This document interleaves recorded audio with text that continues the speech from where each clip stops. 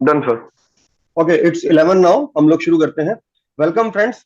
दोस्तों, आज हम बात करेंगे कि शेयर बाजार क्यों चढ़ रहा है और ऐसे में निवेश करें तो कहां करें। हम बात करेंगे हाई ग्रोथ सेक्टर की, मतलब वो सेक्टर जिनका ग्रोथ निफ्टी से भी डबल है। कब एंट्री करें और कब एग्जिट करें।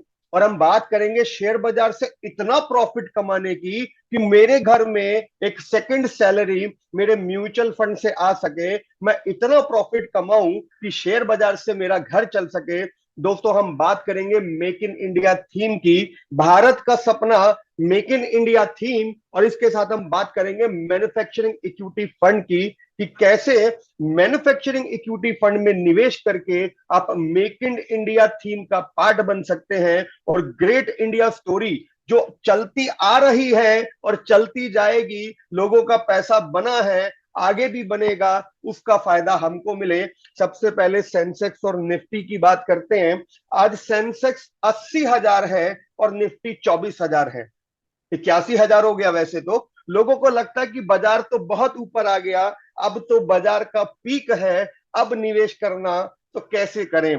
तो दोस्तों, मैं आपको बता दूं, कुछ लोगों को लगता है कि ये बाजार का टॉप है और कुछ लोगों को लगता है ये बाजार का बॉटम है अगले बुल रन के लिए।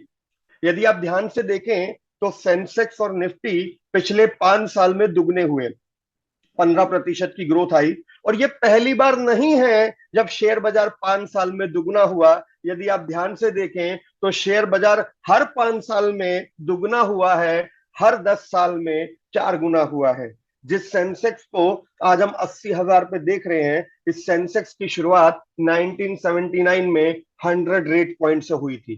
केवल 100 रेट पॉइंट। वक्त बढ़ता गया, हर 10 साल के बाद के लेवल मैंने दिखाए हैं। सन 2000 में सेंसेक्स 5,000 था, तब भी लोगों को लगता था मार्केट बहुत ऊपर है। सन 2010 में सेंसेक्स 17,000 था, तब भी लोगों को लगता था मार्केट बहुत ऊपर है। आज सेंसेक्स 2024 में 80,000 का है। और यदि पिन पॉइंट अगर आप समझे कि इसका गूढ़ रहस्य वो ये है कि भारतीय शेयर बाजार में लंबे समय पे निवेश करने पे लोगों को 16% सालाना की growth I. 16% over a longer period. लोगों को लगता है मार्केट पीक पे है, बट मार्केट का पीक और बॉटम आज तक किसी को नहीं पता चला। बस एक बात पता चली कि हर 5-6 साल में दुगना हो जाता है। और यहीं अगर मैं म्यूचुअल फंड्स की बात करूं, देखो शेयर बाजार में निवेश करने के दो तरीके, या तो खुद निवेश करो या म्यूचुअल फंड में लगाओ। यदि मैं म्यूचुअल फंड की बात करूं तो वो एक पूल ऑफ इन्वेस्टमेंट है। आप शेयर बाजार में जाएंगे, 2, 4, 5, 10 शेयर खरीद लेंगे, लेकिन म्यूचुअल फंड एक 50 शेयर का पोर्टफोलियो होता है। बहुत सारे लोग मिलकर पैसा देते हैं, कोई 100 रुपए देगा, कोई 1 लाख देगा, कोई 5 लाख देगा। एक बहुत बड़ा पूल इकट्ठा हो जाता है और एक रिसर्च टीम उस पैसे को शेयर बाजार में लगाती है। अमूमन एक म्यूचुअल फंड का निवेश 40 से 50 कंपनी में होता है। कब खरीदना है, कब बेचना है, कौन सा शेयर लेना है, कौन सा निकालना है, सब म्यूचुअल फंड कंपनी की रिसर्च टीम करेगी। अब जैसे मैंने शेयर बाजार की ग्रोथ दिखाई कि शेयर बाजार पिछले 40 साल में 15% का ग्रोथ किया, अभी मैं म्यूचुअल फंड की ग्रोथ दिखाता हूं। दोस्तों, एक फंड है Reliance Nippon India growth fund. ये फंड 1995 में 10 रुपए का लॉन्च हुआ था। जब कोई शेयर मार्केट वाला म्यूचुअल फंड लॉन्च होता है तो उसकी एनएवी होती है 10 रुपए। आज सन 2024 में इसका एनएवी 4,000 है और 1 लाख का 4 करोड़ बन चुका। It has already happen in Indian share market via mutual fund.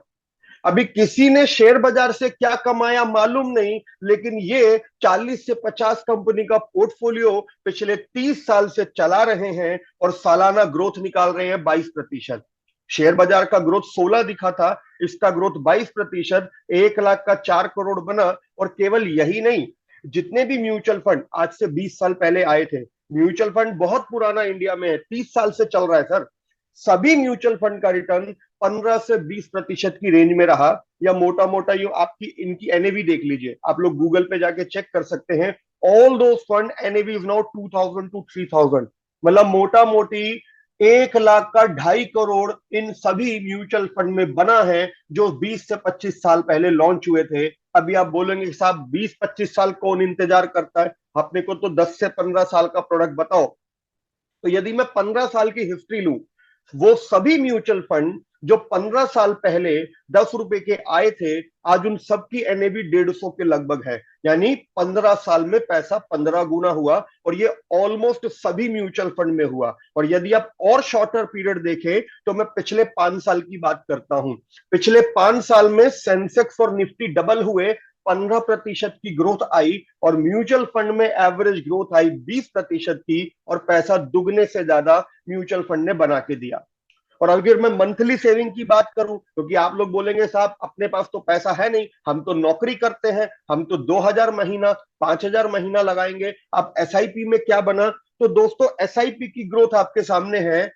जिन लोगों ने 15,000 रुपए महीना पिछले 15 साल में दिया, 15% की ग्रोथ ऑलरेडी आ चुकी है, और आज लोगों को 1 करोड़ रुपया वापस मिल रहा है। मतलब हर वो कस्टमर जिसने म्यूचुअल फंड एसआईपी कराया और 15 साल चलाया, आज 1 करोड़ मिल रहा है। उम्मीद है भविष्य में भी ये लेवल की ग्रोथ आएगी। अब म्यूचुअल फंड के मैंने आपको दो फायदे गिनवाए। एक तो म्यूचुअल फंड में हायर रिटर्न्स है, शेयर बाजार से बेहतर मुनाफा म्यूचुअल फंड में बनता है। अभी शेयर मार्केट की भी बात करेंगे कि शेयर बाजार में निवेश करें तो कौन से सेक्टर में करें, क्योंकि हमने हाई ग्रोथ सेक्टर की बात की है। और म्यूचुअल फंड में कोई लॉक इन नहीं होता। आपको लगे कि आपने गलत प्रोडक्ट ले लिया कि नहीं अब तो मार्केट गिरेगी, यू में एग्जिट एनी टाइम। लेकिन ये म्यूचुअल फंड का एक दूसरा चेहरा अब मैं आपको दिखाता हूं। बहुत सारे लोग समझते हैं म्यूचुअल फंड मतलब शेयर बाजार।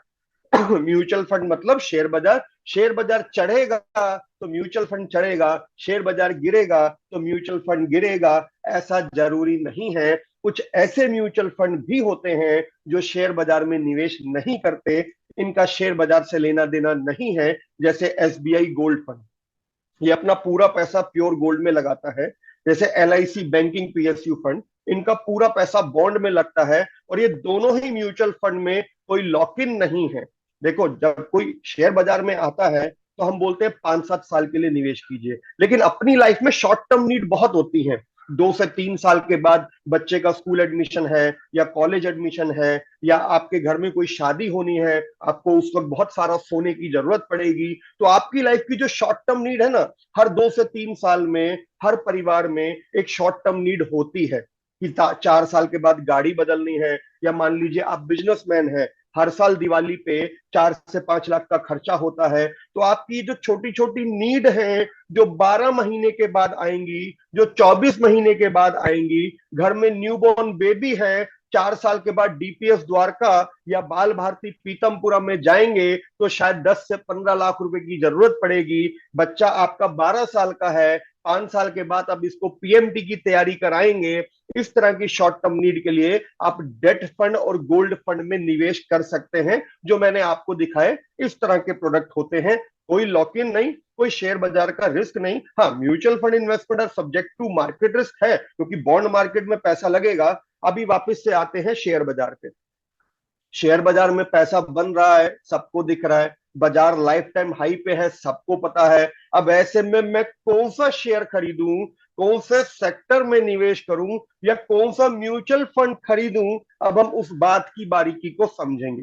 देखो, चढ़ते बाजार में ना कोई भी पैसा बना लेता है, 15 से 20% रिटर्न मुश्किल नहीं है। लेकिन बात है गिरते बाजार में भी कमाने की, और नॉर्मल मार्केट में दूसरों से बेहतर कमाने की। आज हम बात करेंगे निफ्टी के रिटर्न को बीट करके उससे दुगने लेवल रिटर्न भी कमाए जा सकते हैं। और यदि आप चाहते हैं कि मुझे एक सेकंड सैलरी शेयर बाजार से मिले, तो बहुत सोच समझ के, दिमाग लगा के निवेश करना पड़ेगा। ये लेवल के रिटर्न शेयर बाजार और म्यूचुअल फंड में बनते हैं कि लोगों का घर शेयर बाजार और म्यूचुअल फंड से चलता है। अब यदि आप शेयर बाजार पे बहुत डीप रिसर्च कर सकते हैं, तो do it yourself. The first way to invest in your share market, अपना निवेश का रिसर्च कीजिए, कंपनी आइडेंटिफाई कीजिए और उनके शेयर खरीद लीजिए।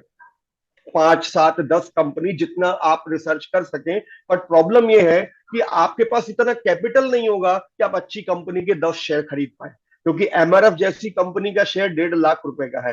फिर उसके बाद लोगों को टिप मिलती है, शेयर खरीद लेते हैं, परंतु सही समय पे एग्जिट नहीं कर पाने से बना हुआ प्रॉफिट वापस नीचे आ जाता है। और दूसरा तरीका है कि आप म्यूचुअल फंड के थ्रू जाएं।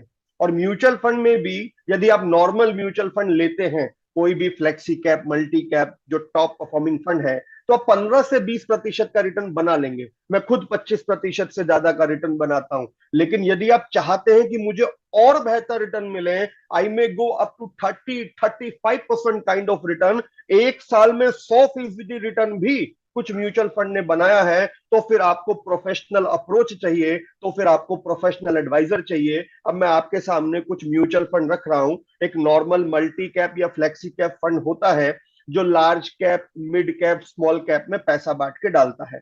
और ये डाइवर्सिफाइड फ्लेक्सी कैप फंड्स के जो रिटर्न है, 15 से 20% आए हैं। मतलब ये फंड ले लीजिए, और ये फंड हमेशा आपको निफ्टी से कुछ बेहतर रिटर्न देगा। लेकिन आप इससे बेहतर रिटर्न बनाना चाहते हैं, तो थोड़ा टाइम फ्रेम बढ़ाइए और स्मॉल कैप एक्सपोजर इंक्रीज कीजिए। जो स्मॉल कैप फंड होते हैं, रिकॉर्ड में प्रूवन है कि उनके रिटर्न लार्ज कैप से ज्यादा होते हैं। तो यदि कोई व्यक्ति कुछ बेहतर रिटर्न चाहे, तो वो छोटी छोटी कंपनियों के शेयर खरीद सकता है, जिसपे रिसर्च करना मुश्किल है, या फिर वो स्मॉल कैप म्यूचुअल फंड ले सकते हैं, जो बहुत छोटी कंपनियों में निवेश करते हैं, जिनके रिटर्न लार्ज कैप से बेहतर आते हैं, but not all the money. अपने पोर्टफोलियो का 20 से 25% यदि आप स्मॉल कैप में बढ़ा देते हैं, तो आपके रिटर्न्स दूसरों से बेहतर हो जाते हैं। अब बात करते हैं हाईली प्रोफेशनल कमांड की। सेक्टर फंड, थीमेटिक फंड, जो अलग अलग समय पे निवेश करने के लिए होते हैं। जो ऊपर वाला पोर्टफोलियो है, वो तो आप खरीद लीजिए और अगले 20 साल के लिए flexi cap, multi cap fund लेके भूल जाइए। और स्मॉल कैप एक्सपोजर को बाजार के हिसाब से कम ज्यादा कीजिए, जैसे आपका एडवाइजर बताए। लेकिन यदि एक्स्ट्रा ऑर्डिनरी रिटर्न बनाने हैं, तो उसके लिए सेक्टर फंड होते हैं, थीमेटिक फंड होते हैं, जो एक साल में 100% रिटर्न भी दे सकते हैं। और ऐसा आज से पहले कई बार हुआ है। लेकिन इसके लिए बहुत ज्यादा स्किल्ड की जरूरत है, बहुत ज्यादा रिसर्च की जरूरत है, जो शायद आपके लिए मुश्किल हो, लेकिन आपके म्यूचुअल फंड एडवाइजर ऐसा करके दे सकते हैं। मैं ज्यादा पुरानी बात नहीं करूंगा, कोरोना काल की बात करूंगा। एग्जैक्टली सन 2000 की बात करते हैं। सन 2000 मार्च में लॉकडाउन लगा। लॉकडाउन लगते ही हेल्थ केयर इंडस्ट्री की डिमांड बढ़ गई। और उस पर्टिकुलर ईयर में, क्योंकि एक तो हेल्थ केयर की डिमांड बढ़ी, दूसरा टेक्नोलॉजी की डिमांड बढ़ी, सबको ऑटोमेशन चाहिए था, रिमोट वर्किंग चाहिए थी, सॉफ्टवेयर की नीड बढ़ गई, जूम जैसे प्लेटफॉर्म डिमांड में आ गए। उस पर्टिकुलर पीरियड में जो हेल्थ केयर इंडस्ट्री के शेयर्स हैं और जो टेक्नोलॉजी इंडस्ट्री के शेयर्स हैं, वो 3-3 गुना बढ़ गए थे सर। और अब होता क्या कि कौन सा शेयर मैं खरीदूं टेक्नोलॉजी स्पेस से, या हेल्थ केयर में जाना है तो कौन सा शेयर लूं। तो आप इस तरह के फंड्स होते हैं, जिनके थ्रू पूरा हेल्थ केयर सेक्टर खरीद सकते हैं, पूरा टेक्नोलॉजी सेक्टर खरीद सकते हैं। और ये दो फंड, हेल्थ केयर फंड और टेक्नोलॉजी फंड ने उस साल 100% का रिटर्न दिया।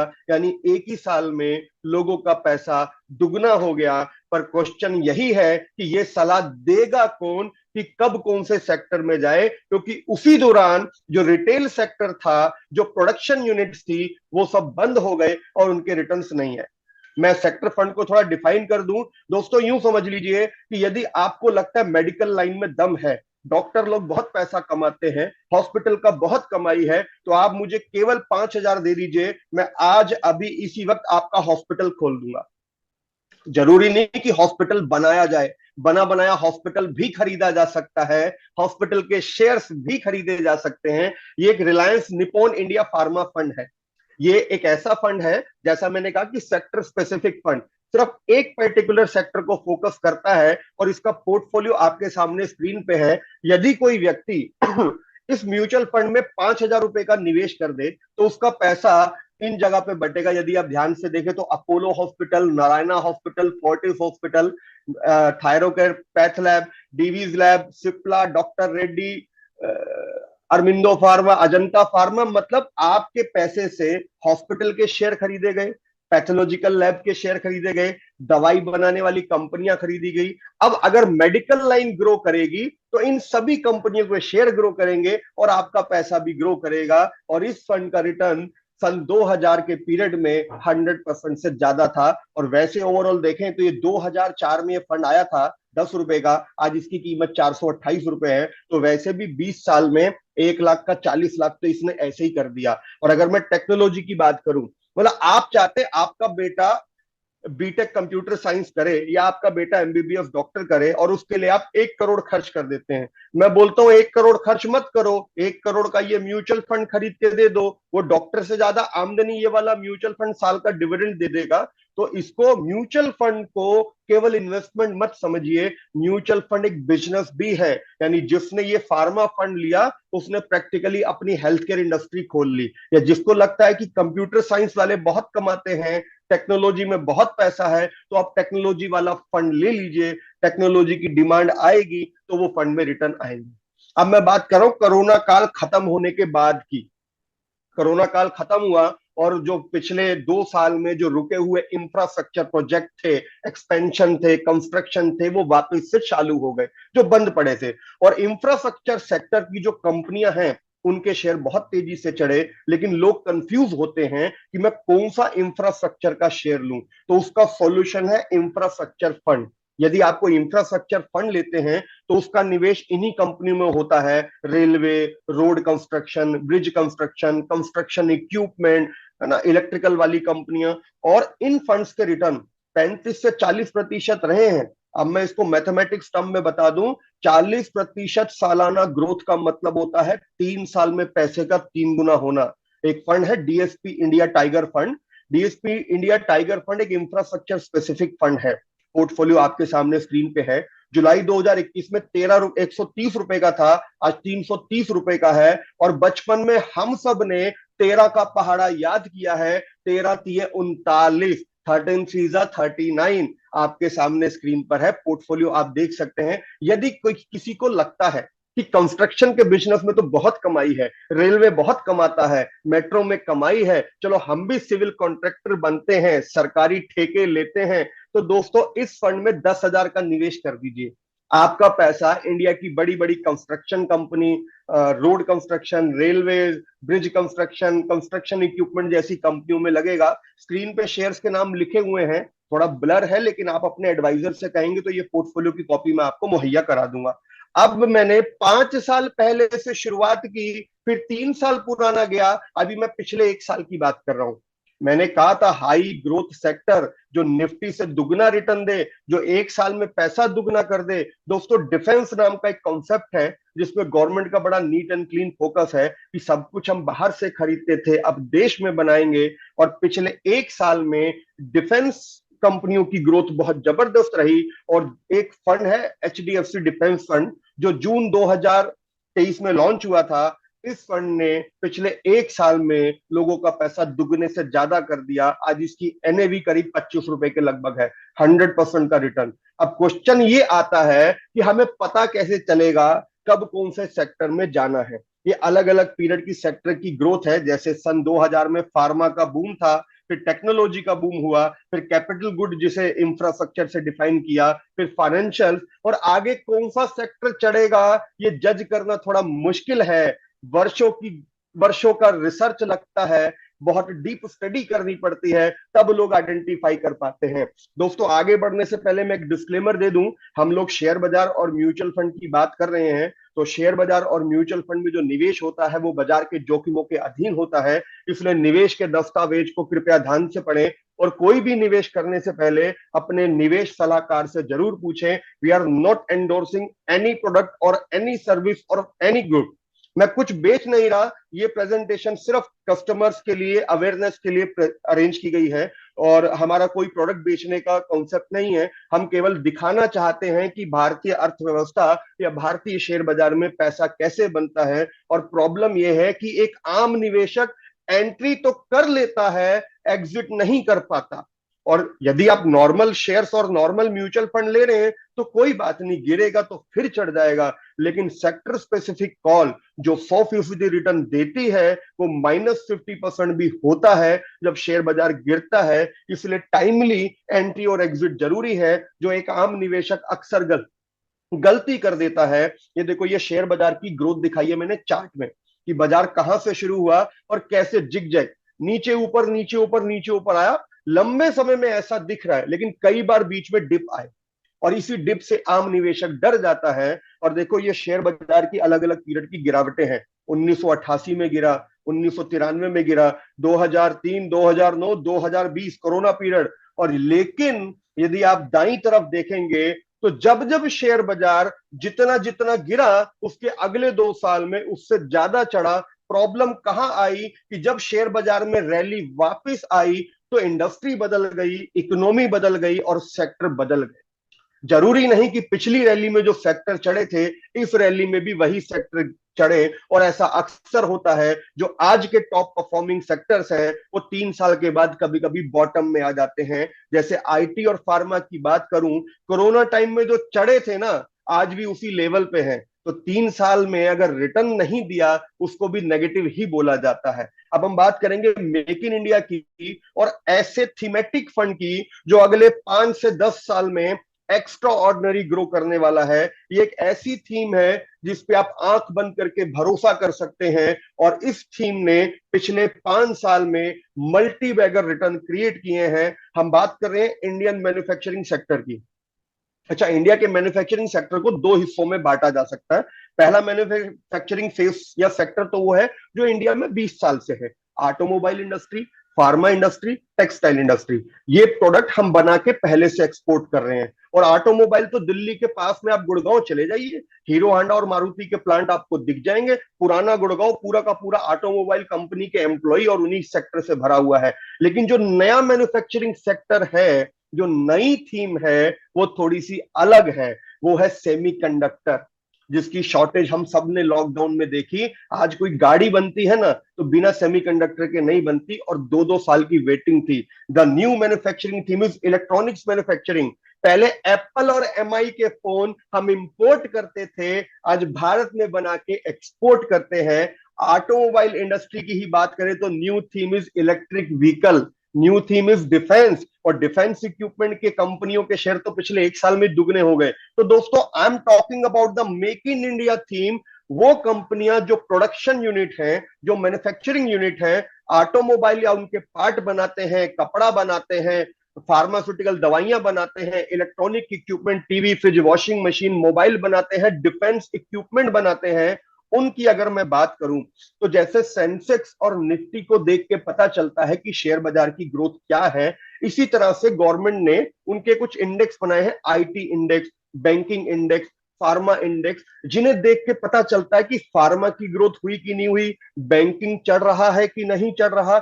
इसी तरह से एक इंडेक्स है मैन्युफैक्चरिंग इंडेक्स, जिसके अंदर केवल मैन्युफैक्चरिंग से जुड़ी कंपनियां हैं। यदि ये इंडेक्स चढ़ रहा है तो मतलब भारत का मैन्युफैक्चरिंग वाला जो सेक्टर है वो चढ़ रहा है। और यदि मैं मैन्युफैक्चरिंग इंडेक्स की बात करूं, ये नेशनल स्टॉक एक्सचेंज का ऑफिशियल डेटा आपके सामने स्क्रीन पे है। मैन्युफैक्चरिंग इंडेक्स फंड ने पिछले 1 साल में 60% का रिटर्न दिया है, और पिछले 5 साल का जो सीएजीआर है वो 26% है, जिसका मतलब होता है मोटा मोटा 2 साल में ही पैसा दुगना हो जाना। और ये कुछ सेक्टर है जो आपके सामने स्क्रीन पे दिख रहे होंगे, like automobile, capital good, health care, Motors, मतलब बहुत सारे मैन्युफैक्चरिंग के सेक्टर हैं। अब इससे मुझे क्या और कैसे फायदा होगा, हम उस बात को समझेंगे। कुछ म्यूचुअल फंड्स हैं, जैसे मैंने फार्मा फंड की, आईटी फंड की, इंफ्रा फंड की, डिफेंस फंड की बात की थी। ये 3 म्यूचुअल फंड है जो मैन्युफैक्चरिंग थीमेटिक हैं। इनका पैसा केवल उन्हीं कंपनियों में लगेगा जिनके मैन्युफैक्चरिंग प्लांट हैं, मैन्युफैक्चरिंग यूनिट है, प्रोडक्शन हाउस है। और इनके रिटर्न देख लीजिए, पिछले 1 साल में 65% और पिछले 3 साल में एवरेज लगाऊं तो 30%। 2 साल में पैसा दुगना किया इन फंड्स ने, 2 साल में पैसा दुगना। और मैन्युफैक्चरिंग जो है ना सर, वो एक सिंगल थीम नहीं है। जैसे आईटी एक सिंगल थीम है, बैंकिंग एक सिंगल थीम है, फार्मा एक सिंगल थीम है, लेकिन मैन्युफैक्चरिंग एक मल्टीपल थीम है। क्योंकि हवाई जहाज भी बनेंगे, लड़ाकू जहाज भी बनेंगे, सुई भी बनेगी, और दवाइयां भी बनेंगी, गाड़ियां भी बनेंगी, इलेक्ट्रॉनिक चिप भी बनेंगे, मोबाइल भी बनेंगे। It's all part of manufacturing theme. और यदि आप पिछले 15 साल का ग्रोथ देखें तो manufacturing index have beaten the NSC with a large huge gap. तो अभी 2 नए म्यूचुअल फंड लॉन्च हुए हैं, एक Motilal Oswal manufacturing equity fund और एक Invesco mutual fund, again the manufacturing equity fund. अभी हमारी प्रेजेंटेशन में हमको एक बात करनी है कि शेयर बाजार से इतना कैसे कमाएं कि मेरे को मंथली सैलरी मिले। केवल 5 साल मंथली पैसा दे दो, छठे साल से मंथली पेंशन लेनी शुरू कर दो। हम वो समझेंगे, हम ये भी समझेंगे कि आम निवेशक को कहाँ निवेश करना चाहिए शॉर्ट टर्म के लिए और लॉन्ग टर्म के लिए, और हम ये भी समझेंगे कि कौन सा म्यूचुअल फंड और कौन सा सेक्टर हमारे लिए बेहतर है। लेकिन उससे पहले आज क्योंकि हम इन्वेस्को म्यूचुअल फंड की बात करें तो इन्वेस्को म्यूचुअल फंड से मिस्टर विवेक हमारे साथ हैं। मिस्टर विवेक और मैंने आज से 16 साल पहले एक साथ एनजे वेल्थ में अपना करियर शुरू किया था। मैं एनजे वेल्थ के टीम बिल्डिंग बिजनेस में चला गया और विवेक जी ने अलग अलग एसेट मैनेजमेंट कंपनी में काम किया। आज विवेक जी इन्वेस्को म्यूचुअल फंड में नॉर्दर्न इंडिया के कुछ क्लस्टर्स हेड करते हैं, तो मेरी स्पेशल रिक्वेस्ट पे वो आए हैं। तो मैं चाहूंगा इस मीटिंग में अभी हम करीब 250 लोग हैं, आधे एडवाइजर हैं और आधे हमारे इन्वेस्टर हैं। तो विवेक जी मैं चाहूंगा कि आप मैन्युफैक्चरिंग थीम के बारे में और मैन्युफैक्चरिंग इक्विटी फंड के बारे में कुछ रोशनी दें, उसके बाद हम अपने नॉर्मल इन्वेस्टमेंट टॉपिक पे जाएंगे। तो विवेक जी स्वागत है आपका। Vivek ji. Thank you Amit ji. Thank you for the wonderful introduction. नमस्कार सभी को। मैं विवेक सिंह, मैं क्लस्टर हेड हूँ पंजाब, हरियाणा, हिमाचल एंड जेएंडके का। इससे पहले मैं दिल्ली में रहा हूँ, जैसा अमित जी ने बताया, दिल्ली से ही कैरियर शुरू किया था, एनजे से ही। सो स्मॉल इंट्रोडक्शन ये रहा। बाकी जहाँ तक बात है मैन्युफैक्चरिंग की, तो देखिए हम हमारी कंट्री जिस सिचुएशन में हम खड़े हैं, वहाँ पे देश को मैन्युफैक्चरिंग की ज़रूरत है, ना कि मैन्युफैक्चरिंग को देश की। जैसे हमने, अगर आप लोगों को याद हो, जब इकोनॉमी लिबरलाइज हुई थी, तो 20 साल 25 साल पहले हमने सर्विस सेक्टर में फोकस किया सरकार ने, और हमने बड़े बड़े लार्ज कंपनीज क्रिएट किए, चाहे वो प्राइवेट सेक्टर बैंक हो, आईटी कंपनीज, और हमने बहुत सारे जॉब्स क्रिएट किए। नाउ अभी देश को जरूरत है मैन्युफैक्चरिंग क्यों? क्योंकि सरकार का फोकस जॉब क्रिएशन पे है। और जॉब क्रिएशन में जो हमारी रिक्वायरमेंट है, लगभग अगर मैं बात करूँ तो 27 से 28 करोड़ लोग आज भी एग्रीकल्चर पे डिपेंडेंट हैं। और उनकी जो पर कैपिटा इनकम है वो 1.5 लाख आती है एग्रीकल्चर से। तो वो हमारे एस्पिरेशंस को फुलफिल नहीं कर सकता है। मैन्युफैक्चरिंग में वहीं पे अगर डेटा देखें तो 7 करोड़ लोग अभी मैन्युफैक्चरिंग में वर्किंग हैं, और उसमें जो पर कैपिटा इनकम आती है वो लगभग 5.5 लाख आती है। तो हमारी जो अभी आज की रिक्वायरमेंट है वो मैन्युफैक्चरिंग की ज़्यादा है। और सरकार का फोकस भी पिछले 4 5 सालों में मैन्युफैक्चरिंग को लेकर के रहा है। 14 ऐसे सेक्टर है जहाँ पे सरकार ने मैन्युफैक्चरिंग में पीएलआईज दी हैं, और उसका इम्पैक्ट हमें दिखने लगा है, चाहे वो इलेक्ट्रॉनिक्स हो, चाहे वो सेमीकंडक्टर्स हो, चाहे अदर सेक्टर्स हो, जहाँ पे सरकार ने पीएलआई दिया और वहाँ पे हमने अच्छा काम किया है। तो आने वाले समय में सरकार मैन्युफैक्चरिंग पे फोकस करेगी, क्योंकि हमें जॉब क्रिएट करना है, हमें अपने यूथ को एम्प्लॉय करना है। और जब भी कभी भी कोई भी सरकार किसी सेक्टर पे फोकस करती है, तो वहाँ पे स्टॉक मार्केट उसको रिवॉर्ड करता है और वहाँ पे एक्सेप्शनल रिटर्न बनता है।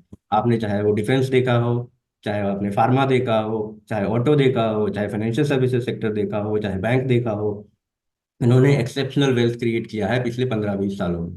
और ऐसा ही हम उम्मीद करते हैं, ये ऐसा 1 2 साल का सेगमेंट नहीं, 1 2 साल का थीम नहीं है। ये 10 15 20 साल का डिकेडल थीम है जो चलने वाला है। इसमें कुछ सेक्टर आज चलेंगे, कुछ सेक्टर कल चलेंगे, कुछ सेक्टर 5 साल बाद चलेंगे। जैसे जैसे गवर्नमेंट फोकस करेगी, नॉर्म्स ठीक होंगे, सेक्टर्स रोटेट होते रहेंगे। But being a fund manager, हम सेक्टर्स को ठीक से मैनेज करते हुए इस थीम में हम बेहतर पैसा बना सकते हैं। तो ये हमारी रिक्वायरमेंट है, सरकार की रिक्वायरमेंट है, समय की मांग है। अगर इन्वेस्टको की बात करूं तो हमारा 15 16 साल का लंबा ट्रैक रिकॉर्ड है। हम अच्छे से इन्वेस्टमेंट प्रोसेस को फॉलो करते हैं, हमारा डॉक्यूमेंटेड इन्वेस्टमेंट प्रोसेस है, जिसमें हम कंपनीज को एनालाइज करते हैं, देन हम स्टॉक्स को सेलेक्ट करते हैं।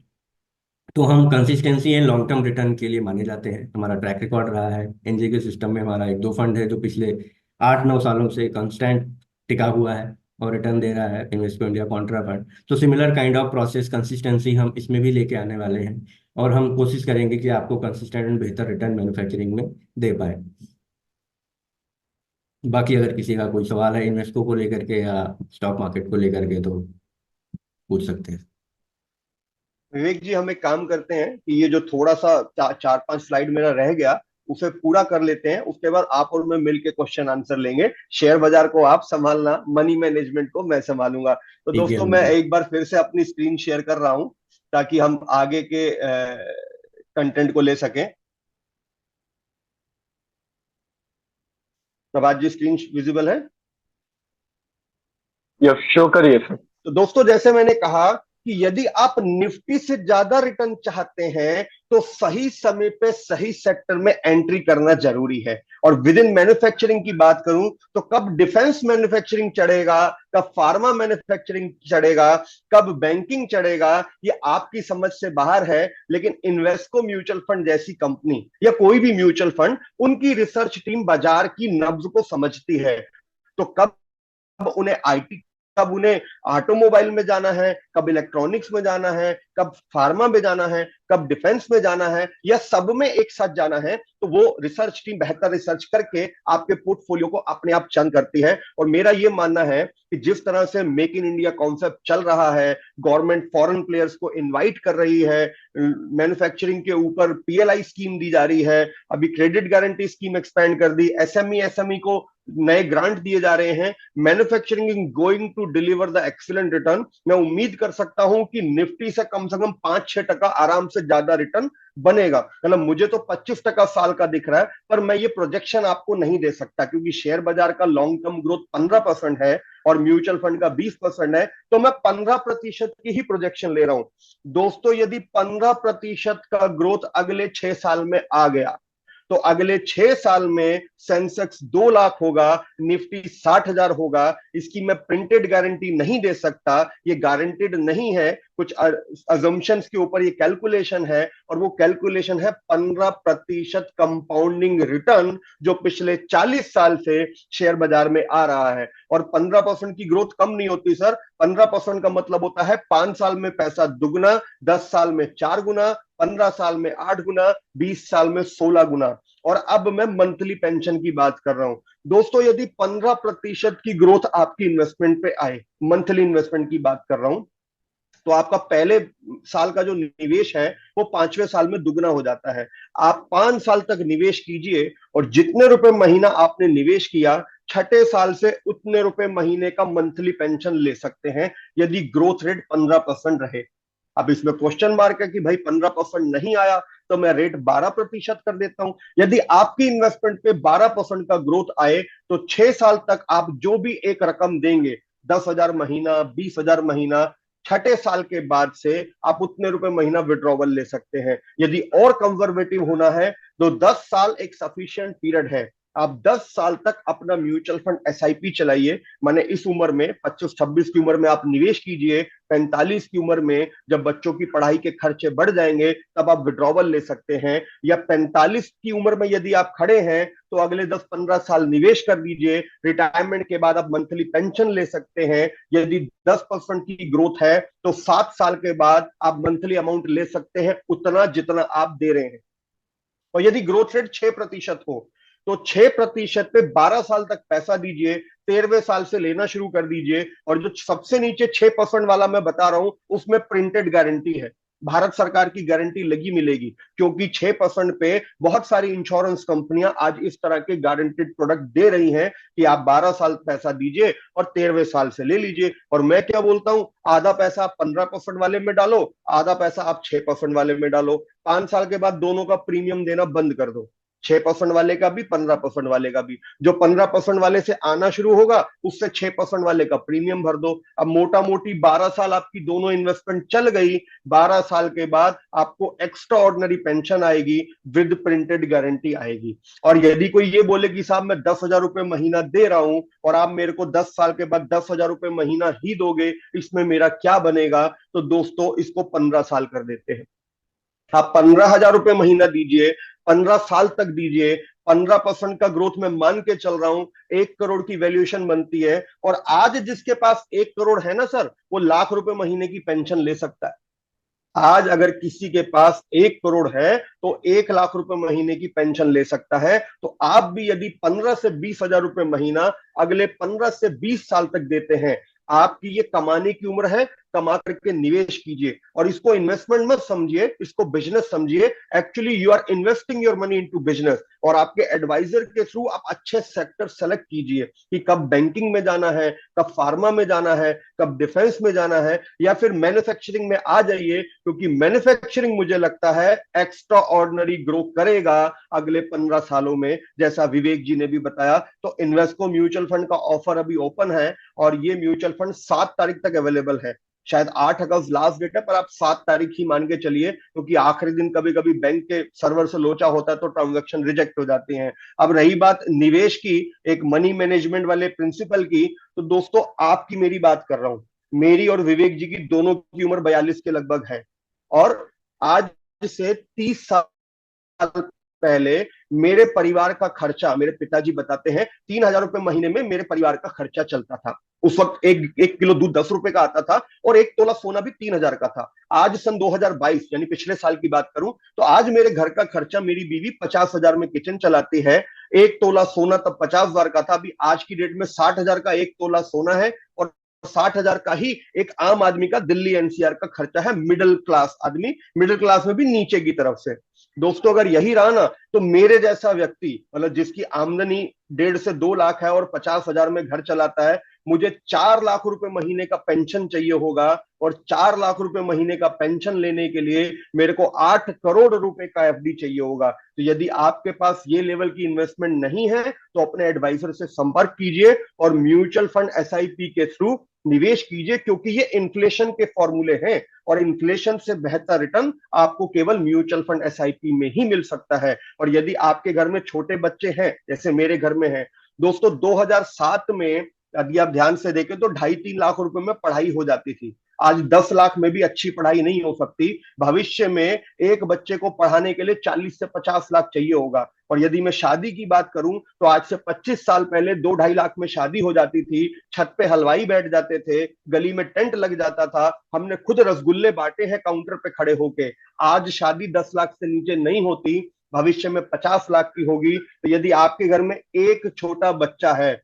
तो कम से कम 1 करोड़ एक बच्चे के लिए चाहिए। और यदि हम 1 करोड़ टारगेट की बात करें, यदि आप गवर्नमेंट गारंटेड स्कीम में जाएंगे तो 25,000 रुपए महीना देना पड़ेगा 1 करोड़ तक पहुंचने में 20 साल के लिए। यदि मैं म्यूचुअल फंड एसआईपी पे भरोसा कर लूं 15% के लिए, तो केवल 8,000 में टारगेट पॉसिबल है। और यदि मैं एक बैलेंस्ड अप्रोच लूं कि मैं कुछ पैसा इंश्योरेंस में डालूंगा, कुछ शॉर्ट टर्म बॉन्ड में डालूंगा, कुछ गोल्ड में डालूंगा और कुछ इक्विटी म्यूचुअल फंड में डालूंगा, तो आप अपने पोर्टफोलियो पे यदि 10% की ग्रोथ बना पाए तो साल के 13,000 रुपए में you can achieve this kind of return. तो देखो, मैं ये एडवाइस करता हूं कि जब भी निवेश करें उसके 3 हिस्से करें। Always split up your money into 3 part. 33% से आप शॉर्ट टर्म बॉन्ड खरीदिए, ताकि जो 2 से 3 साल के बाद जो लाइफ के खर्चे हैं उनके लिए आपको अपना म्यूचुअल फंड या इंश्योरेंस से पैसा नहीं निकालना पड़े। 33% से आप म्यूचुअल फंड एसआईपी लीजिए, लॉन्ग टर्म गोल के लिए अपनी वेल्थ क्रिएट कीजिए। और बाकी के 33% को शॉर्ट टर्म नीड और लॉन्ग टर्म नीड की इन्वेस्टमेंट के प्रोटेक्शन के लिए इस्तेमाल कीजिए। This is called backup of your portfolio.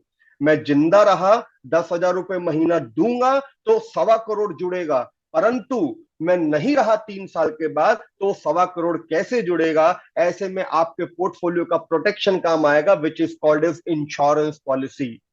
मैं जिंदा रहा, मैंने 10,000 महीना दिया, 20 साल के बाद 1.25 करोड़ हो गया, जिस साल मेरी बेटी की शादी होनी है तभी मार्केट गिर गया तो क्या? इसलिए पैसे के 3 हिस्से करके डालिए। और ये जो मैंने कहा ना, plan B, your plan A is your short term saving and the long term saving, and plan B is your backup of your investment, की कल को मुझे कुछ हो गया तो मेरी इन्वेस्टमेंट जैसी थी वैसी मेंटेन रहे और मेरी फैमिली सर्वाइव कर पाए। तो जो लेवल का जीडीपी फोरकास्ट हमको लग रहा है, भारत कल भी सोने की चिड़िया था, आज भी सोने की चिड़िया है, कल भी सोने की चिड़िया रहेगा। और भारतीय शेयर बाजार में 15% की ग्रोथ मुझे उम्मीद है आएगी, और मैन्युफैक्चरिंग सेक्टर इससे बेहतर रिटर्न कमाएगा। तो जिसको पैसा कमाना है, भारतीय शेयर बाजार में पैसा है, रिटर्न बन रहे हैं, जिसको कमाना है वो निवेश करे। हम अगले 2030 आते आते we are expecting to become third largest economy. और जैसा मैंने कहा, अगर ऐसा हुआ तो सेंसेक्स निफ्टी भी मुझे उम्मीद है कि दुगने हो जाएंगे। पिछले 5 साल में डबल हुआ है, अगले 5 साल में मुझे फिर डबल होता दिख रहा है। हालांकि मैं गारंटी नहीं दे सकता, बट मुझे लगता है कि भारत सोने की चिड़िया है, था, है और रहेगा, और पैसा बनेगा। तो इसके साथ ही हमारी प्रेजेंटेशन आज की खत्म होती है और हम क्वेश्चन आंसर के लिए अपना सेशन ऑन कर रहे हैं। अगर किसी के क्वेश्चन आंसर हो तो वो प्लीज पूछ सकते हैं। आप अपना हैंड रेस कर सकते हो और मैं सभी को अनम्यूट की कमांड भी दे देता हूं।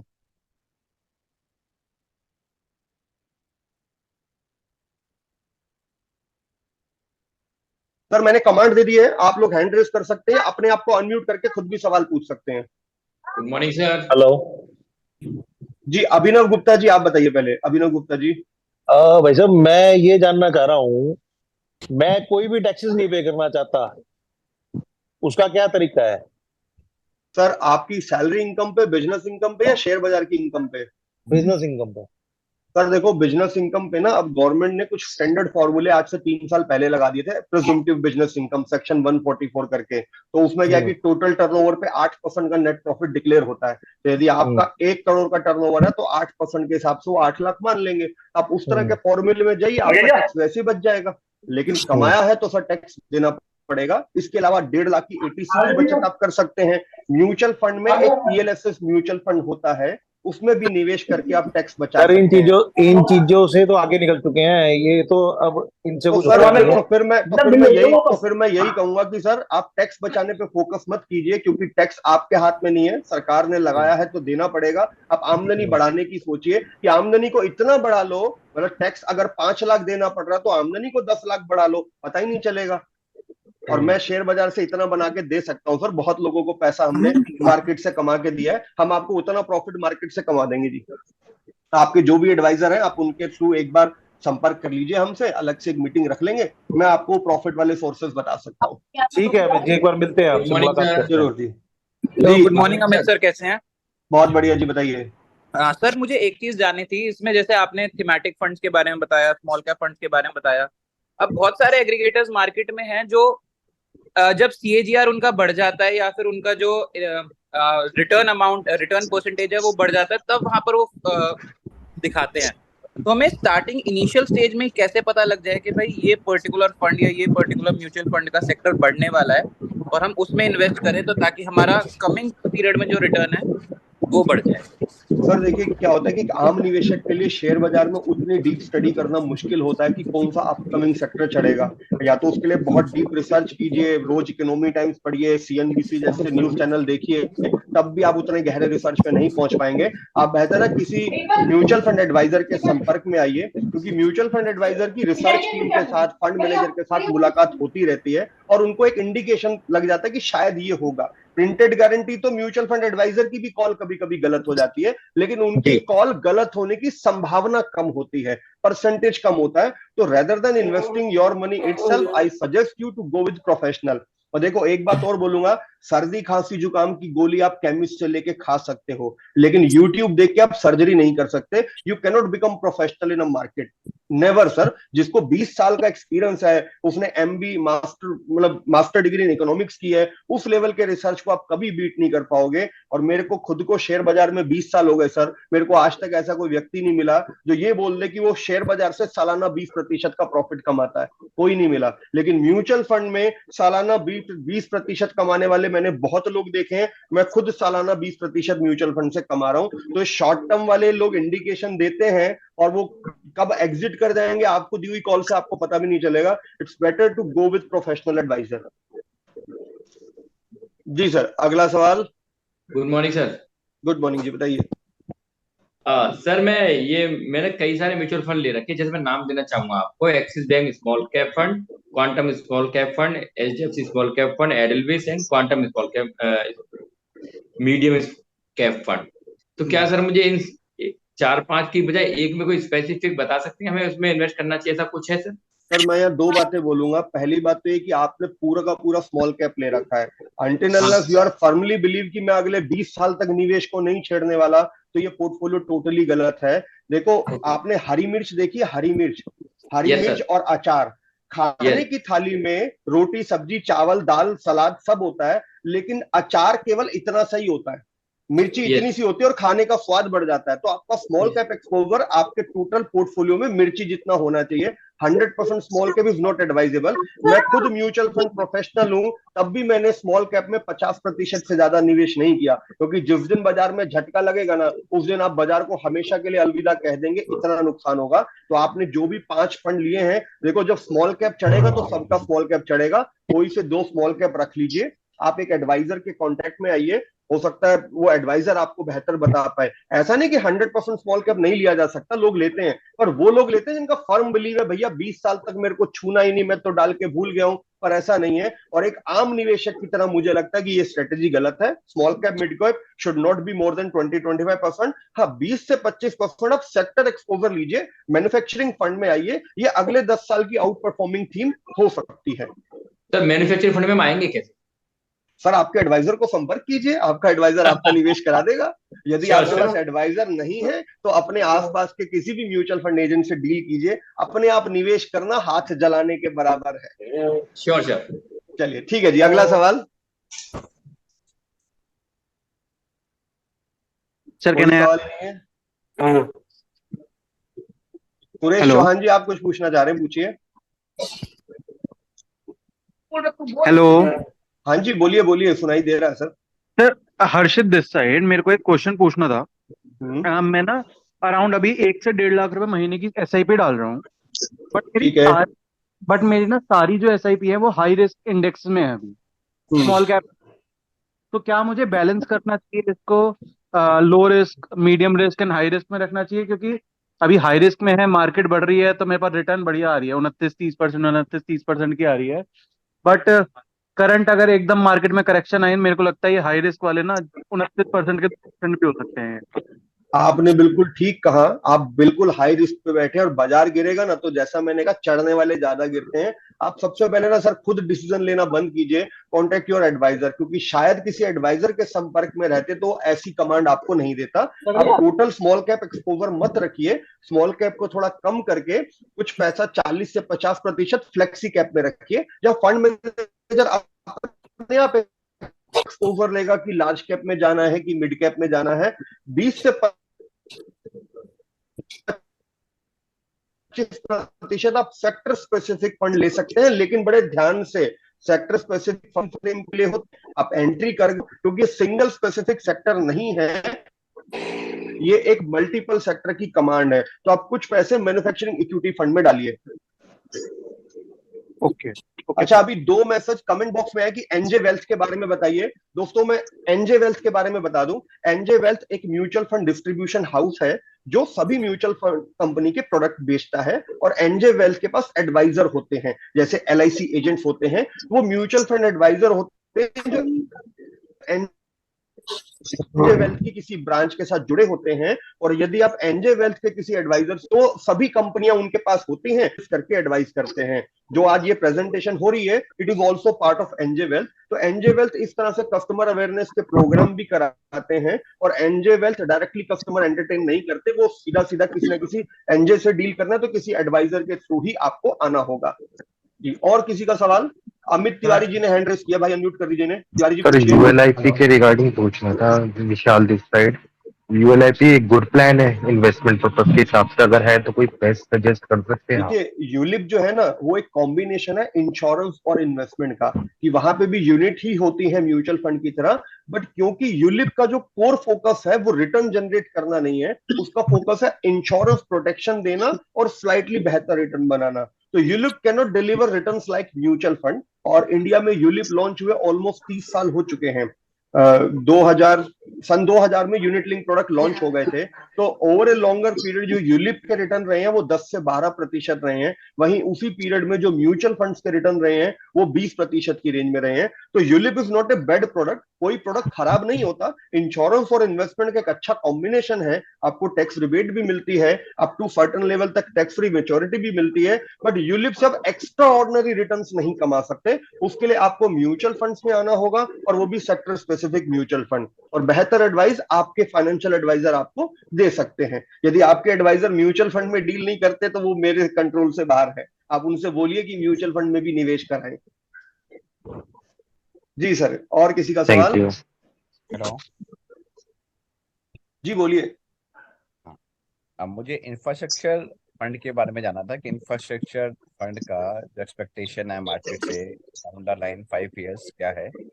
और सेकंड क्वेश्चन जो मेरा था वो रिस्पेक्ट टू एलटीसीजी और एसटीसीजी टैक्स के हैं, जो as per a new tax slab जो बढ़ा के 10 से 12.5% और 12.5 से 9-15% कर गई है। तो इसका लॉन्ग टर्म में जो इन्वेस्टर्स हैं जो म्यूचुअल फंड में ज़्यादा इन्वेस्ट करते हैं लॉन्ग टर्म के लिए और प्रोबेबली शॉर्ट टर्म के लिए, तो उन पर क्या इफेक्ट पड़ेगा? देखिए, आपके दोनों सवालों को मैं बारी बारी से लेता हूं। पहले तो इंफ्रा की बात करते हैं। इंफ्रा पिछले 10 साल से परफॉर्म कर रहा है और अगले 10 साल तक भी करेगा, क्योंकि कोई इकोनॉमी जब ग्रोइंग स्टेज में होती है ना, विदाउट इंफ्रास्ट्रक्चर ग्रोथ वो ग्रोथ नहीं हो सकती। और जो make in India concept Bharat में सरकार ने सोचा ना कि मैं यहाँ प्लांट लगाऊं, मैन्युफैक्चरिंग प्लांट लगाऊं और उससे एक्सपोर्ट करूं, तो बिना हाईवे के, बिना पोर्ट के, बिना रेलवे के प्रोडक्ट लगा के एक्सपोर्ट नहीं हो सकता। पहले केवल बंदरगाह के पास ही मैन्युफैक्चरिंग यूनिट लगती थी, या तो बंगाल में लगेगी, महाराष्ट्र में लगेगी या गुजरात में लगेगी। आज मैन्युफैक्चरिंग यूनिट यूपी और महाराष्ट्र, यूपी और एमपी में भी लग रही है, क्योंकि वो लेवल का इंफ्रास्ट्रक्चर डेवलप हुआ है कि आप लखनऊ और अलीगढ़ में माल बनाओ और दिल्ली मुंबई एक्सप्रेस वे से उसे पोर्ट में भेज दो। तो गवर्नमेंट का क्लियर फोकस जितना मैन्युफैक्चरिंग पे है उतना ही इंफ्रास्ट्रक्चर पे है। रेलवे का एक्सपेंशन आप देख लीजिए, रेलवे का अगर आप बजट पिछले 10 साल में देखेंगे तो 10 गुना के लगभग रेलवे का एक्सपेंशन हुआ, रोड्स का एक्सपेंशन हुआ, हाईवेज हुआ, मेट्रो हुआ। This all are related to infrastructure, चाहे वो पोर्ट है, चाहे वो हाईवे है, चाहे वो इलेक्ट्रिकल यूनिट जनरेशन है, क्योंकि मैन्युफैक्चरिंग यूनिट लगेगी तो बिजली भी तो चाहिए ना। मैं कार का फैक्ट्री लगा रहा हूं और कार बना के बेचने के लिए रोड नहीं दिया, कार की फैक्ट्री को बिजली नहीं दिया, तो कहां से चलेगा। तो जिस लेवल पे मैन्युफैक्चरिंग ग्रो करेगा उसी लेवल पे मुझे उम्मीद है इंफ्रास्ट्रक्चर भी ग्रो करेगा। और इन दोनों के रिटर्न पिछले 5 साल के सिमिलर हैं। जैसे इंफ्रा का ग्रोथ 35% रहा पिछले 5 साल का, मैन्युफैक्चरिंग का भी 35% ही रहा पिछले 5 साल का। आप ऐसा कर सकते हैं कि यदि आप 25% पैसा सेक्टर स्पेसिफिक में निवेश करना चाहते हैं तो 12.5% इंफ्रा में डाल दो, 12.5% मैन्युफैक्चरिंग में डाल दो। अब रही बात टैक्सेशन वाला सवाल, कि पहले शॉर्ट टर्म कैपिटल गेन 15% लगता था, यानी प्रॉफिट का 15%, अब वो प्रॉफिट का 20% लगेगा, तो मोटा मोटी 30% इंक्रीज हो गया। और यदि मैं लॉन्ग टर्म कैपिटल गेन की बात करूं तो मेरे हिसाब से इंडिया में ये ना के बराबर है, ना के बराबर। पहले 10 था, अभी 12.5 हुआ, तब भी मुझे लगता है कुछ नहीं है। कमाया है तभी तो लगा, और वो भी बहुत कम लगा। अब इसको मैं दूसरी भाषा में एक्सप्लेन करता हूं। मैंने 1 लाख रुपए का निवेश किया और 5 साल के बाद मेरे 3 लाख बन गए। मैंने 1 लाख का निवेश किया, 5 साल के बाद 3 लाख बन गए, मैंने 3 लाख वापिस लिया, तो पहला 1 लाख तो मूलधन था, वो निकल गया। उसके बाद 1 लाख रुपए सरकार माफ कर देती है long term capital gain, up to 1 lakh is exempted. बच्चा 1 लाख, उस पे लगा 12,500, 12,500 दे के 5 लाख की इनकम वाइट हो गई। इससे बढ़िया और क्या मिलेगा। इवन इनकम के ऊपर 30% का टैक्स लगता है, लेकिन यहाँ पे टैक्स केवल 12.5% है, पहले 10 था। तो मेरा मानना है कि कमा रहे हो तभी टैक्स लग रहा है, और टैक्स कुछ ज्यादा है नहीं। दूसरी बात, टैक्स आपके हाथ में है ही नहीं ना, सरकार जब मर्जी कम ज्यादा करेगी। आप आमदनी पे फोकस करो, आमदनी इतनी बढ़ा लो कि टैक्स आपको मूंगफली बराबर लगे। अमित सर। जी, एक छोटी सी बात और मैं बोलना चाह रहा था। ये मूलधन के ऊपर भी तो 30% दे के आए हैं, तो वो भी तो आप जोड़ोगे। सर वो मूलधन आपने कमाया है ना, वो तो वही मूलधन तो कह रहा कमाया हूँ, है ना, तो सर कमाई के कमाया है ऊपर तो सर वो मूलधन आपने किसी और सोर्स से कमाया ना, बाजार से नहीं कमाया। उसके लिए आप भारत सरकार से फाइट करो सर। मैं निवेश के ऊपर कमा के देने की बात कर रहा हूँ सर। देखो सर बात तो गलत वही हो सवाल रही है, गलत भारत जगह सरकार, नहीं। भारत सरकार सर सब वो जगह से लूट रही है ना जी, दिक्कत तो वो सर है। भारत सरकार लूट रही है, भारत सरकार को गिरा दो, वोट मत दो, आपके हाथ में। ऐसे तो सर मैं एसी चला के बैठा हूं, इसके लिए भी तो मैंने टैक्स दिया, जीएसटी भी दिया, और वही 30% वाली आमदनी जो मैंने कमाई उसी से एसी खरीदा। आप भी गाड़ी चलाते होंगे सर, वो गाड़ी के लिए जो पैसा आया तो वो भी सर मैं भी तो 30% यही टैक्स देकर मैं आया भी तो ना। यही कह रहा हूँ जी, गवर्नमेंट तो लूट रही है ना चारों देखो तरफ जी, से सर। हर किसी का अपना अपना परसेप्शन होता है। देश को चलाने के लिए जो बजट बनता है ना, आज वो हमारा टॉपिक नहीं है, बस छोटी सी बात बोलूंगा। आप भी अपने घर का बजट बनाते हैं कि 100 रुपए आमदनी आई तो कितना खर्च कहाँ करूंगा। सरकार भी बजट बनाती है, और सरकार आज से नहीं कर रही सर, पिछले 75 साल से यही चल रहा है कि सरकार टैक्स लेती है और उसी से देश चलता है। डायरेक्ट इनडायरेक्ट टैक्स होते हैं। सर हम एग्री करते हैं सारी चीज से, लेकिन मेरा टैक्स मेरे काम कितना आ रहा है, और जो टैक्स नहीं पे कर रहे हैं उनके कितना काम आ रहा है, सर दिक्कत देखो तो वो है। वो आर्गुमेंट का विषय आज हम यहाँ नहीं नहीं, मैं लेते, क्योंकि ये आर्ग्यूमेंट नहीं कर रहा, टैक्सेशन की क्लास नहीं है। सर मैं हेलो मैं आर्ग्यूमेंट नहीं कर हेलो। सर दूसरा सवाल ले हेलो। लेते हैं जी। कोई और सवाल हाँ है जी, जी पूछिए। सर, मैं हेलो ये अमित पूछना सर। चाहूंगी, आप कहते हो कि आमदनी बढ़ाओ, तो मुझे आमदनी बढ़ाने का कोई तरीका और समझाइए। जैसे शेयर मार्केट में हम लोग को आप कैसे सजेस्ट करोगे कि हमें किन चीजों का ध्यान रखना चाहिए। देखिए, शेयर बाजार में निवेश करते वक्त पहला ध्यान तो है कि गो विद प्रोफेशनल। आप अपने बच्चे को खुद भी पढ़ा सकते हैं, लेकिन आप उसे कोचिंग सेंटर या किसी ट्यूशन टीचर के पास भेजते हैं तो पहले किसी एडवाइजर से संपर्क कीजिए। पहले छोटी रकम डाल के देखिए, आप थोड़ा सीखेंगे तो और बड़ी रकम डाल के देखिएगा। और कभी भी सारे अंडे एक टोकरी में नहीं रखने चाहिए, तो कुछ म्यूचुअल फंड खरीदें, कुछ शॉर्ट टर्म बॉन्ड लें, कुछ इंश्योरेंस या सेविंग प्रोडक्ट रखें। और विद इन शेयर मार्केट भी ना, एक शेयर या एक म्यूचुअल फंड में 15% से ज्यादा निवेश ना करें। यदि आप 1 लाख निवेश करना चाहते हैं तो शेयर मार्केट में तो 10% से ऊपर एक शेयर में डाले ही नहीं, म्यूचुअल फंड में आप एक म्यूचुअल फंड में 25 से 30% डाल सकते हैं। यह प्रिकॉशन लेके चलेंगे तो नुकसान की संभावनाएं कम हो जाएंगी। और कोई एडवाइजर से आप मिलेंगे ना तो वो भी आपको यही सलाह देगा कि पैसे को 4 जगह बांट के डालिए, उसमें एक हिस्सा आप मैन्युफैक्चरिंग का ले सकते हैं। Hello Amit sir. जी बोलिए। हेलो, मेरा ये क्वेश्चन था, जैसे आपने एग्जांपल दिया 1 लाख का 3 लाख कमाया 5 साल में, बराबर 3 लाख हो गया, उसके ऊपर 1 लाख तो एग्जाम हो गया, 1 लाख से 12.5% मैंने LT long term capital gain दिया। अगर वो क्लाइंट 30% के स्लैब में है तो उसका टैक्सेशन कैसे बनेगा? सर जो कैपिटल गेन है ना, कभी आप अपना इनकम टैक्स रिटर्न के पीछे जो कंप्यूटेशन होता है वो उठा के देखिएगा। शेयर मार्केट और म्यूचुअल फंड से आने वाली इनकम को अलग से टैक्स किया जाता है। वो आपकी इनकम में क्लब तो होता है लेकिन उस पार्ट में 30% वाला ब्रैकेट नहीं लगता। ये मीटिंग खत्म होने के बाद आपके जो एडवाइजर है आप उनके थ्रू मेरे पास आइएगा, मैं अपना खुद का कंप्यूटेशन आपको दे दूंगा। तो मेरे कंप्यूटेशन में आपको दिख जाएगा कि मेरा बिजनेस इनकम से क्या आया और मेरा कैपिटल गेन कितना आया। तो जो कैपिटल गेन है उसके ऊपर 15% का टैक्स अलग से लगता है, वो 30% वाला टैक्स नहीं लगता। आमदनी में जुड़ेगा लेकिन टैक्स 15 ही लगेगा, 30 नहीं लगेगा उस पार्ट पे। और यदि आपकी इनकम टोटली एग्जेम्प्टेड है, 5 लाख से नीचे है, तो वो भी नहीं देना। तो मीन्स अलग टैक्सेशन यूज हो जाएगा वहां पे? हाँ, उसका टैक्सेशन का फॉर्मूला ही अलग लगता है। कंप्यूटेशन में अलग से मेंशन होता है income taxed at special rate, clearly लिखा होता है income taxed at special rate, वो स्पेशल रेट पे टैक्स होता है। Okay, thank you. Amit sir, Amit ji sir बताइए। सर, आपने पिछली बार बिजनेस साइकिल फंड के बारे में बोला था। अगर business cycle fund versus manufacturing fund में से एक को सिलेक्ट करना हो तो आप कौन से किसके साथ जाएंगे? देखो, बिजनेस साइकिल फंड आईटी में भी जा सकता है, बैंकिंग में भी जा सकता है, सर्विसेज में भी जा सकता है, और उनका भी दौर आएगा। लेकिन मैन्युफैक्चरिंग फंड जो है ना, ये केवल प्रोडक्शन यूनिट से रिलेटेड है। ये केवल जिनकी जो फैक्ट्री नेचर का बिजनेस है ना, प्रोडक्शन हाउस, केवल उनमें रहेगा। और मेरा ये मानना है कि बिजनेस साइकिल फंड हो या मैन्युफैक्चरिंग फंड हो, ये दोनों मल्टी सेक्टर फंड है। जैसे pharma, banking, IT particular single sector है, बिजनेस साइकिल भी वक्त के हिसाब से अपने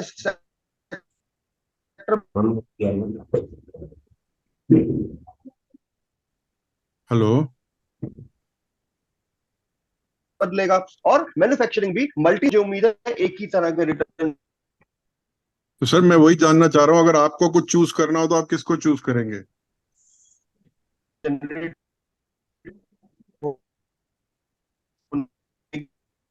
हेलो, आपकी आवाज दोनों नहीं आ में रही। रिसर्च सर दोनों में बराबर बांट दीजिए। ओके दोनों में बराबर बांट दीजिए। जी, थैंक यू। जी सर, अगला सवाल। आवाज आ रहा है सर मेरी? बस नहीं, मुझे तो लग रहा आवाज आ रहा है, लेकिन अब किसी का सवाल है तो पूछिए, क्योंकि देखिए टाइम हो गया है 11:59, पूरा 1 घंटा होने को है। तो हम लोग अब वाइंड अप करते हैं। आप लोगों के जो बाकी सर के सवाल, मैंने अपने कुछ क्वेश्चंस चैट बॉक्स में डाले हैं। अच्छा रुकिए, मैं चैट बॉक्स खोल लेता हूँ एक बार। मैडम सर चैट बॉक्स मेरी में तो आवाज बहुत, आ रही है आपके पास? हाँ जी आ रही है। सब म्यूचुअल फंड सर आप सजेस्ट कर सकते हैं डिफेंस सेक्टर में और मैन्युफैक्चरिंग सेक्टर में?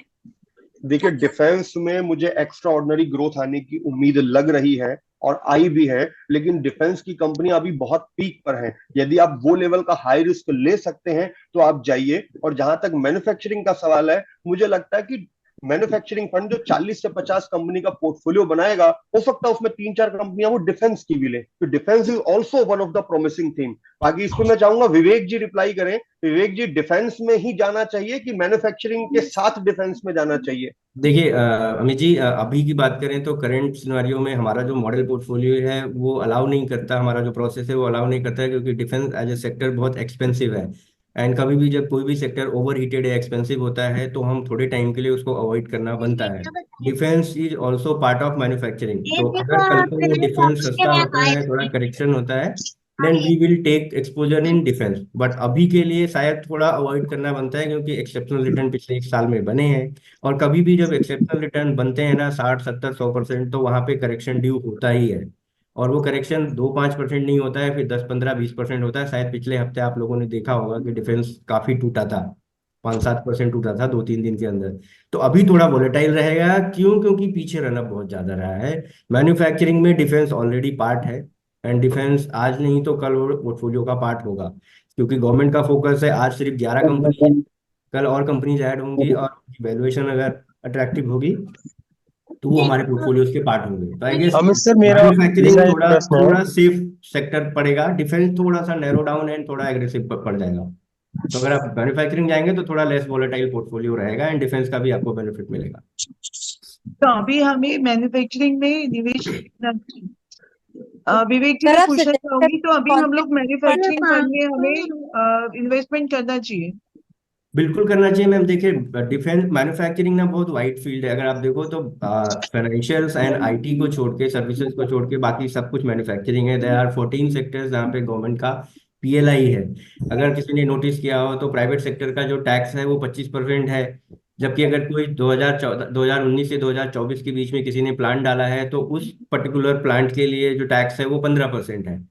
सो गवर्नमेंट भी ट्रस्ट है कि टैक्सेस पे भी रिबेट दे रही, इंफ्रा भी गवर्नमेंट ने डेवलप किया है। यू वोंट बिलीव की जो रोड एंड इंफ्रास्ट्रक्चर पे स्पेंडिंग है वो पिछले 5 सालों में 16 गुना बढ़ा है।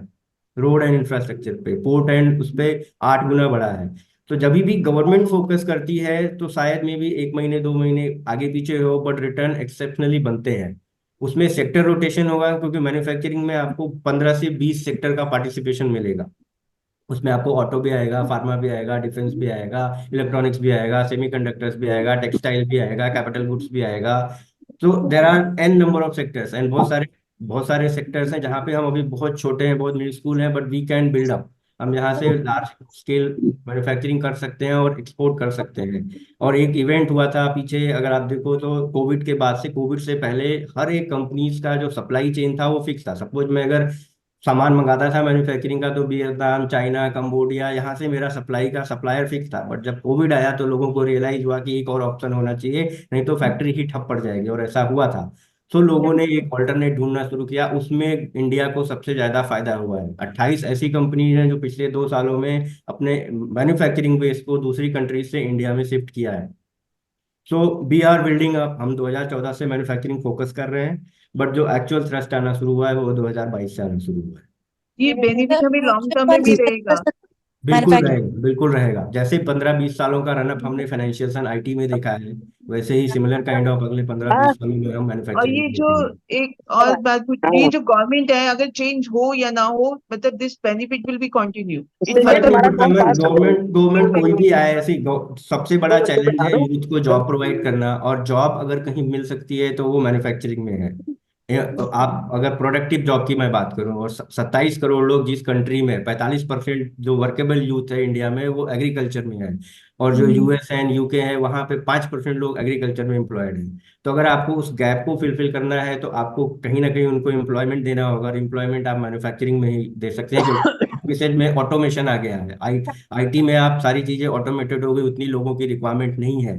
तो जब चीजों में ऑटोमेशन आ जाएगा तो आप मैन्युफैक्चरिंग ऐसा है जहाँ पे आप लार्ज स्केल पे जॉब क्रिएट कर सकते हो। तो सरकार कोई भी आए, मैन्युफैक्चरिंग एंड जॉब क्रिएशन पे फोकस रहेगा, क्योंकि पब्लिक का प्रेशर रहेगा जॉब के लिए, एंड मैन्युफैक्चरिंग वो आंसर दे सकता है। तो ये जो गवर्नमेंट रहे या वो गवर्नमेंट रहे, मे भी हो सकता है सेक्टर अलग हो जाए, हो सकता है इस सरकार का डिफेंस पे या इंफ्रा पे फोकस ज्यादा है, दूसरी सेक्टर का हो सकता है इलेक्ट्रॉनिक्स पे या कंज्यूमर गुड्स पे या डिस्क्रिशनरी पे या अदर सेक्टर्स पे पीएलआई कर दे।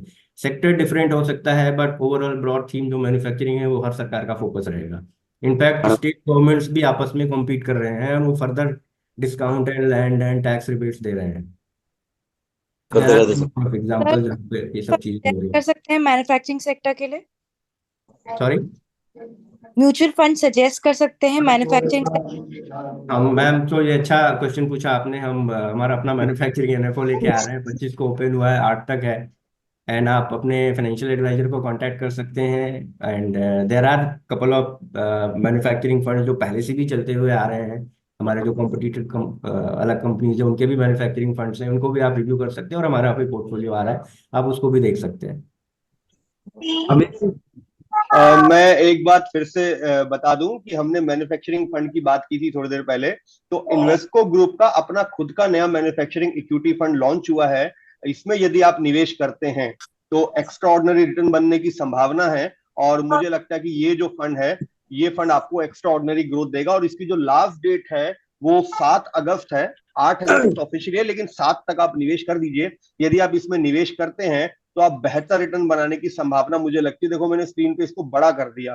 तो Invesco India manufacturing equity fund ये अभी ओपन हो चुका है, और जैसे कोई नया म्यूचुअल फंड 10 रुपए की एनएवी पे शुरू होता है तो इसका एनएवी अभी 10 है। भविष्य में जैसे जैसे ग्रोथ होगा तो वो होगा। और विवेक जी आप इसके बारे में कुछ और बताएंगे?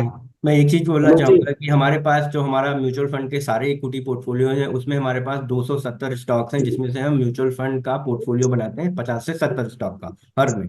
मैन्युफैक्चरिंग के लिए जो एलिजिबल यूनिवर्स है वो 150 का है।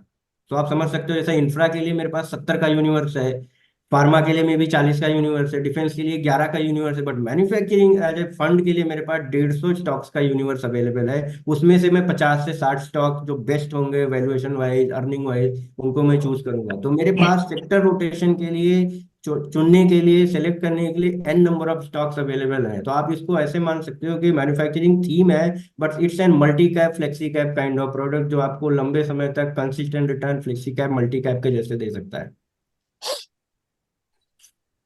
ठीक है, तो इस फंड में यदि आपको निवेश करना हो तो आपको इमीडिएट एक्शन लेना होगा, क्योंकि अब केवल 1 हफ्ता बचा है। तो आप अपने एडवाइजर से संपर्क कीजिए और इसमें निवेश कीजिए एनजे वेल्थ के थ्रू, या जो भी आपके एडवाइजर जिस भी प्लेटफॉर्म से काम करते हैं। मेरे ख्याल से वी आर ऑलरेडी 7 मिनट ज्यादा हो गए, 12 बज गए। हम कोई से 2 सवाल और ले लेते हैं, उसके बाद वी विल वाइंड अप। अगर आपके कुछ क्वेश्चन अनआंसर रह जाते हैं तो आप अपने एडवाइजर के थ्रू मेरे साथ पूछ सकते हैं। जी सर पूछिए। सर मैं ये पूछना चाहूंगी कि ये इसमें इंफा में लगाना और एफडी में लगाना, which one is better? FD is देखिए मैम, हर प्रोडक्ट का लगाया हुआ पैसा अगर हम लोग इंफा में लगा दें तो that will be more beneficial. अगर आप 5 साल के लिए पैसा पार्क कर सकते हैं, आपकी शॉर्ट टर्म रिक्वायरमेंट नहीं है, तो आप उस पैसे को म्यूचुअल फंड में पार्क कर सकते हैं। लेकिन उसमें भी मैं ये रेकमेंड करूंगा 2-3 जगह बांट के डालिए। कुछ इंफ्रा है, कुछ मैन्युफैक्चरिंग है, कुछ फ्लेक्सी कैप है, इस तरह से। Don't invest entire money into single mutual fund. और यदि आपकी 1-2 साल के बाद कुछ रिक्वायरमेंट है तो फिर आप म्यूचुअल फंड में ना डालें, डेट फंड या गोल्ड फंड ले लीजिए, वो भी एफडी से बेहतर रिटर्न देंगे। शेयर बाजार और म्यूचुअल फंड में निवेश तभी करना चाहिए जब आपके पास 5-7 साल का सफिशिएंट टाइम हो। जी अगला सवाल किसी का? अमित सर। हाँ जी। देखिए इस समय जो मार्केट है सर ओवरऑल बहुत काफी बुलिश है और everyday market high on high बना रहा है। तो अभी आने वाले टाइम में मार्केट का क्या ट्रेंड रहेगा?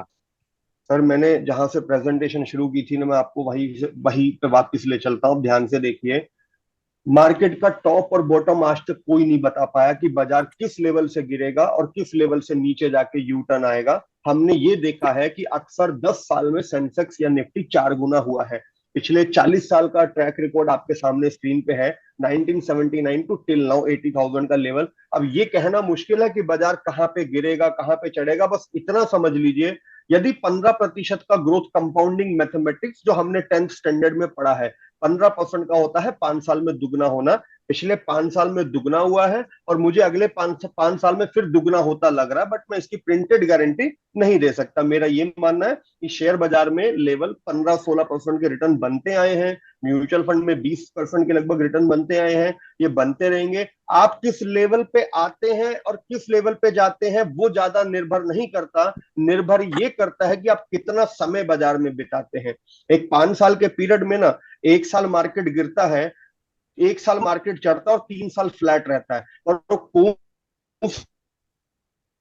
अमित जी, हेलो अमित जी, एक साल सवाल था। में गिरेगा, कौन से साल में चढ़ेगा? जी बोलिए सर, बोलिए। हेलो अमित जी मेरा एक सवाल था। हाँ बोलिए। अमित जी इसमें एक चीज पूछनी थी कि जो ये सेक्टर वाइज फंड्स होते हैं, जैसे अभी सर ने बताया कि मैन्युफैक्चरिंग सेक्टर में इनके पास 150 स्टॉक्स हैं जिसमें से 50-60 लोग सेलेक्ट करते हैं। तो इसमें एक चीज पूछना था कि इसमें स्मॉल कैप कितना रहता है, मिड कैप कितना रहता है या लार्ज कैप कितना रहता है? इसमें कुछ कोई परसेंटेज होती है या ये खुद ही डिसाइड करते हैं कि इसमें कितना परसेंटेज लगा सकते हैं? विवेक जी आप आंसर कीजिए। सर इसमें से अगर मैं large cap, mid cap, small cap का बाइफरकेशन बताऊं आपको तो just a second. 33 companies are large cap, 48 are mid cap and 65 are small cap. अभी ऐसा इसलिए है कि अगर आप मैन्युफैक्चरिंग में लार्ज कैप कंपनी, हमारे पास सेक्टर ही कम है। Auto and pharma is the only sector जहाँ पे हम मैन्युफैक्चरिंग पिछले 15-20 साल से कर रहे हैं और हमने बड़ी कंपनीज क्रिएट करी हैं। उसके अलावा जो भी मैन्युफैक्चरिंग हमने कंट्री ने शुरू किया है वो पिछले 2-3-4 सालों में शुरू किया है। और जब कोई भी कंट्री, कोई भी कंपनी नया शुरू होता है तो ऑब्वियस सी बात है वो mid cap and small cap ही होता है। इसलिए जो मेजर यूनिवर्स है वो मिड स्मॉल कैप है। तो सर इसमें कुछ रेशियो रहते हैं, कितना परसेंटेज इसमें लगाना है, या कैसे आप लोग खुद डिसाइड करते हैं, कैसे करते हैं? तो अभी जो सर पोर्टफोलियो जो रहेगा वो more towards mid and small cap रहेगा, मतलब 50-55% मिड एंड स्मॉल कैप रहा, बाकी लार्ज कैप रहेगा। हाँ हाँ ठीक है जी। और किसी का कोई सवाल है तो सर अब हम आखिरी सवाल लेंगे और उसके बाद हाँ मी गेले मेरा क्वेश्चन है आपसे। आता 15 दिवसापूर्वी गेले होते. हाँ जी, बोलिए बोलिए बोलिए। हेलो अमित हाँ जी, जी, बोलिए बोलिए। सर मुझे पूछना था एमटीएनएल और अडानी बिल्डर्स के शेयर्स के बारे में। सर फ्यूचर में क्या पर्टिकुलरली रहेगा शेयर क्या? बाजार के ऊपर ना मेरे को सेबी इजाजत नहीं देता कि मैं ओपन फोरम में शेयर बाजार के बारे में कोई बात करूं। कुछ शेयर्स के नाम मैंने प्रेजेंटेशन के दौरान ले लिए, उसमें भी मेरे को बड़ा खतरा लग रहा था। तो सर क्या है कि सेबी ने रिस्ट्रिक्ट कर रखा है इस तरह से शेयर्स के ऊपर बात करना पब्लिक फोरम में। अब पर्सनली मेरे से बात करेंगे तो शायद मैं कुछ बोल पाऊंगा। यहाँ पे मैं प्योरली शेयर मार्केट के बारे में, किसी शेयर के बारे में बोलना मुझे अलाउ नहीं है और वो ठीक भी नहीं है। हम आज एक ओवरऑल सेक्टर की बात कर रहे हैं, infra sector, manufacturing sector, pharma sector. Particular share थोड़ा बताना मुश्किल है। चलिए ठीक है सर। अब अगर किसी का क्वेश्चन रह गया तो आई एम वेरी सॉरी अगर किसी का क्वेश्चन रह गया, क्योंकि टाइम की सीमा है, हमें टाइम से वाइंड अप करना है और विवेक जी का एक और सेशन शुरू होना है। तो बड़ी मुश्किल से मैंने उन्हें बोला था कि आपको डॉट 12 बजे फ्री कर दूंगा, लेकिन 12:15 हो गए। तो पहले तो थैंक यू विवेक सर, आपने अपना कीमती समय निकाला। और thank you all investor and advisor कि आज संडे के दिन आप लोगों ने ज्वाइन किया। इस तरह के सेशन हम आगे भी करते रहेंगे। और आज बस इतना ही। Thank you very much. Prabhat ji आप वाइंड अप कर दीजिए। Thank you sir. Thank you sir.